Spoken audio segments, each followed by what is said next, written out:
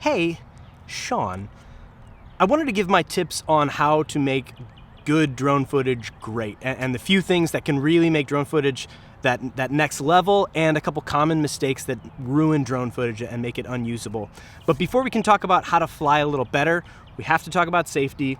If you're not an FAA certified pilot, you are not allowed to fly for hire. You can't do the thing where you're like, oh, this is a favor, I'm not charging for it, or I'm charging for the video, but I'm not charging for the drone thing. This is causing problems. So please be respectful, be responsible, follow the rules, follow the laws. So get certified. But once you're certified, and even if you're flying recreationally or practicing before you're certified, a huge helpful thing is the Before You Fly app from the FAA. The Before You Fly app is really handy for showing you where you are and where restrictions are. So I can see that where I am right now, I can see the airports and where my flight restriction areas are. Maybe you can see it too. I don't know. But always check to make sure you're not flying too close to an airport or restricted events or anything like that. There's a free app called AirMap, which is another fantastic app. And AirMap can give you updated flight restrictions and things like that if there's a stadium event or something. There's a lot of things that can temporarily have flight restrictions, and you don't want to be in violation of those. So actively check, use the Before You Fly app, use AirMap, and it'll tell you whether or not you're actually able to legally fly, which can save you from a whole lot of fines, a whole lot of damage, and potentially hurting a whole lot of people. Now, the biggest rule, there's a whole lot of safety sanctions on when you can fly. You can't fly at night, you can't fly after twilight or before dawn. But the biggest thing that I see people violate, and it's a danger, and this is what's going to cause a lot of problems in the industry, do not fly over people. You cannot fly over crowds of people, you cannot fly over single individuals, you cannot fly over moving cars or parked cars on a roadway. You can fly over a parking lot if the cars are all stationary. But when I see these shots of people flying over highways and stuff like that, that is illegal. And if anything happens to your drone, it doesn't matter if you're a great pilot. I've had twice flyaways where I did nothing wrong. All of a sudden my drone just took off. And this can happen. And if you're in a place where that can be dangerous and you're over people or cars, where if your drone falls and hits a moving car, that's an accident and that's injuries, and you don't want to do that. So do not fly over people or moving cars, please. Thank you. Now the fun stuff.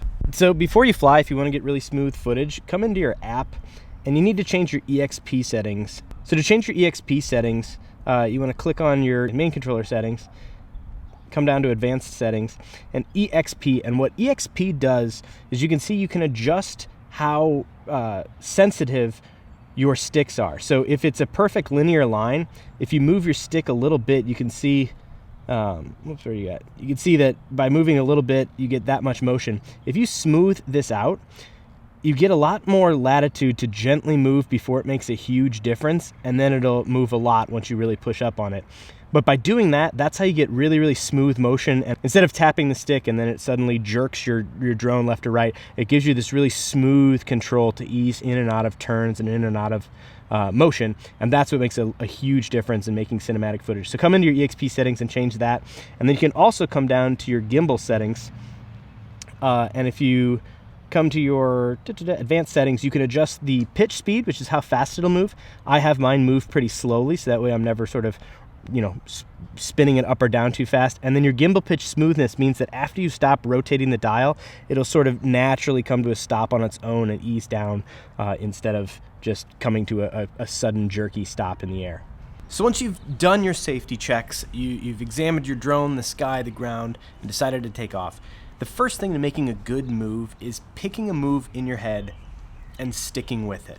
So think, are you gonna do a flyover with the camera pointed down, up? Are you gonna rotate around something? Pick something and do it. I've seen people sort of just get up and fly around and later try to pull something out of that. I've had pilots fly for me and give me footage and I'm like, you never did a move, you just sort of flew around indiscriminately. So pick a move, stick to it, execute it, repeat it, and then move on. The reason you want to repeat moves a lot of time is because you may not notice something while flying. You're worried about a lot. You're worried about safety. You're concerned about a lot of things, and sometimes there's nuances in the footage. There's little things where there may be a car going by or a person walking or somebody looking up at the drone, and later you see that in the footage. You're like, oh man, but it's hard to see on your phone as your screen or even these slightly bigger screens. So do the moves twice. That way you've got another take of it. And if you've got your shots planned out, that shouldn't be that big of a deal. So the second thing is don't suddenly change your move in the middle of your shot. I see this in amateur footage all the time where the drone will be flying and then it'll just turn a little bit, just like course correct or something. And people leave that in, or they use those shots, and it drives me crazy because it looks so lazy and unprofessional. You'll never see that kind of shot in an actual like Hollywood production or in anything like polished on television. So if you're flying for hire, don't do that. Don't suddenly turn or start your gimbal motion or start a rotation while you're moving. Make it all one smooth motion, and if you do sort of activate a different spin angle or something like that, ease into it and ease back out. Now for me, when I'm doing things really, really well, what I think sets good footage apart is when you do a move that perfectly is the symphony of two different axes of motion. So rather than just flying left to right, when you've got that left to right and a little bit of rotation, or you've got that, lift and rotate, or you pick any two axes, you're moving forward and your gimbal is tilting up, anything like that, when you get those two axes working perfectly together, and you've really got to finesse it to get it right. And a lot of that comes again by changing your settings and making it easier to do those subtle motions and keep things slow. But getting those two axes at the same time makes for some really, really beautiful footage, in my opinion. The flip side of that is really simple movements or even static shots can be really, really powerful, where you plant your drone in one position and you keep it right there. And those sort of shots I love, and it's sort of like tripod in the sky is really, really handy. And actually, a lot of the DJI drones now, I know the Mavic 2 does, as do the Phantoms, you can put it in tripod mode, which sort of slows everything down so that you can't really suddenly start moving or suddenly come to a stop. Everything is slowed down and smoothed out so you can get really, really pretty footage. And the last thing is practice. Make sure that you're iterating, you're getting out there. If you're only flying when you're hired, it's going to be one of those things where you don't fly as often as other people who are practicing, who are getting those iterations, who are getting used to their drones and dialing in their settings and really getting those smooth transitions in and out of motion. That's what sets good drone pilots apart, and you've got to practice. And you can practice for free as a recreational pilot, so long as you're not selling that footage or no one's using it to promote anything. But practice, get better, go to a park, make sure you know the restrictions before you take off, but fly responsibly, fly safely, and fly. Fly a lot, and you'll find that you get comfortable, you get confident, and you start making really, really good looking footage consistently. That's all. Thanks for watching. See you later, bye.